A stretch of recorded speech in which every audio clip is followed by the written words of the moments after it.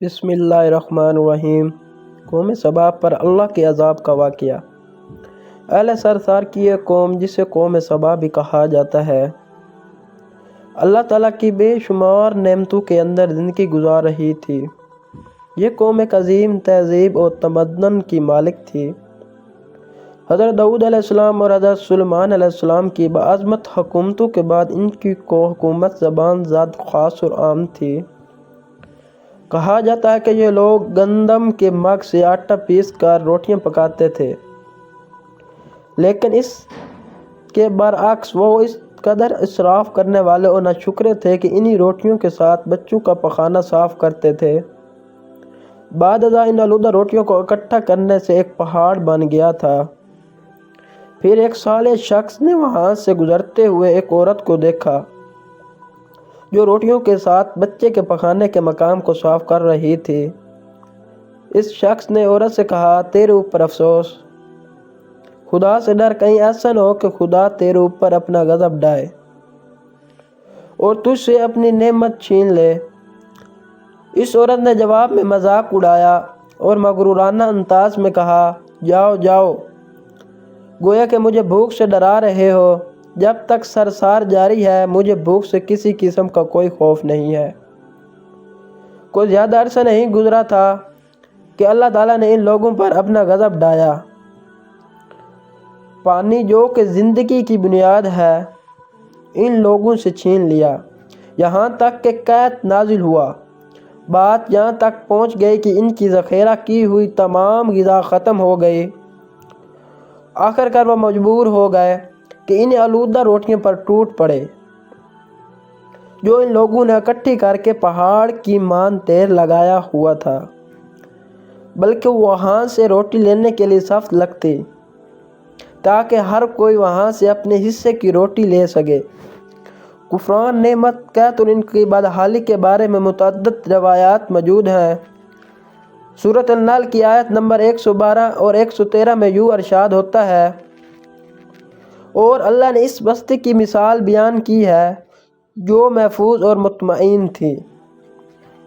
اس کا رزق ہر طرف سے باقاعدہ آ رہا تھا، لیکن اس بستی کے رہنے والوں نے اللہ کی نعمتوں کا انکار کیا ہے، تو خدا نے انہیں بھوک اور پیاس کا مزہ چکھایا، صرف ان کے لیے ان اعمال کی بنا پر جو انجام دے رہے تھے، اور یقیناً ان کے پاس رسول آیا تو ان لوگوں نے ان کو جھٹلایا، تو پھر ان تک عذاب آ پہنچا کہ یہ سب ظلم کرنے والے تھے۔ اسی قوم سبا کے بارے میں ایک اور واقعہ بیان ہوتا ہے کہ ان لوگوں نے اپنی زراعت کو بہتر طور پر کاشت کرنے کے لیے پانی ذخیرہ کرنے کی خاطر بلک کے دو پہاڑوں کے درمیان ایک بہت بڑا بند معرب تعمیر کیا ہوا تھا۔ سوراخ اور دوسرے پہاڑوں سے گزرا ہوا پانی اس بند میں آ کر وافر مقدار میں جمع ہو جاتا تھا۔ قوم سبا نے اس پانی سے صحیح طور پر استفادہ کرتے ہوئے وسیع اور عریض اور بہت سے خوبصورت باغ لگائے اور کھیتی باڑی کو رونق بخشی۔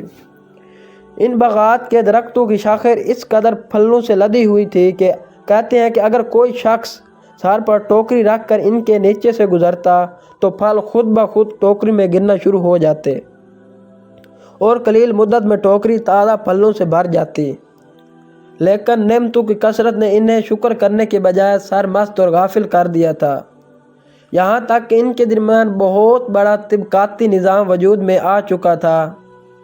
ان میں سے سہ مقدار لوگوں نے کمزوروں اور ضعیفوں کا خون چوسنا شروع کر رکھا تھا، یہاں تک کہ ان لوگوں نے خدا سے ایک احمقانہ التماس کیا جس کا ذکر سورۃ السبا کی آیت نمبر 19 میں ملتا ہے۔ انہوں نے کہا، خدایا ہمارے سفروں کے درمیان فاصلہ زیادہ کر دے۔ انہوں نے اللہ تعالیٰ سے التماس اس لیے کیا تاکہ غریبوں، بے نوا لوگوں، امراء اور ثروت مند ان کے ہمراہ سفر نہ کریں۔ ان کی خواہش یہ تھی کہ آبادیوں کے درمیان خشکی ہو اور فاصلہ بہت زیادہ ہو تاکہ تہی دستی اور کم آمدنی والے لوگ ان کی طرح سفر نہ کر سکیں۔ اللہ تعالیٰ نے ان مغرور پیٹ کے پجاریوں پر اپنا غضب نازل کیا۔ بعض روایتوں کے مطابق ان مغرور لوگوں کی آنکھوں سے دور چھائی چوہوں نے معرب نامی باندھ کی دیواروں پر حملہ کر کے انہیں اندر سے کھوکھلا کر دیا۔ ادھر سے بارشیں زیادہ ہوئی جن کی وجہ سے سیلاب آ گیا اور اس باندھ میں پانی بہت زیادہ اکٹھا ہو گیا۔ اچانک باندھ کی دیواریں ٹوٹی اور اس سے ایک بہت بڑا سیلاب آیا جس میں تمام دیہات، آبادیوں، مال مویشی، باغات، کھیتیاں اور ان کے مال اور گھر پانی میں غرق ہو کر نابود ہو گئے۔ ان کے باغات اور زراعت میں سے صرف بیری کے درخت اور کچھ جھاڑیاں بچی تھیں۔ خوش الحان پرندے وہاں سے کوچ کر گئے تھے، جبکہ الوؤں اور کووں نے قوم سبا کے کھنڈرات میں اپنے گھونسلے بنائے تھے۔ اس بات کا ذکر سورۃ سبا کی آیت نمبر 15 اور 16 میں ملتا ہے اور آخر میں سورۃ سبا کی آیت نمبر 17 میں قرآن کریم میں اس واقعے کا یوں نتیجہ نکالا ہے: یہ ہم نے ان کی ناشکری کی سزا دی ہے اور ہم ناشکروں کے علاوہ کسی اور کو سزا نہیں دیتے۔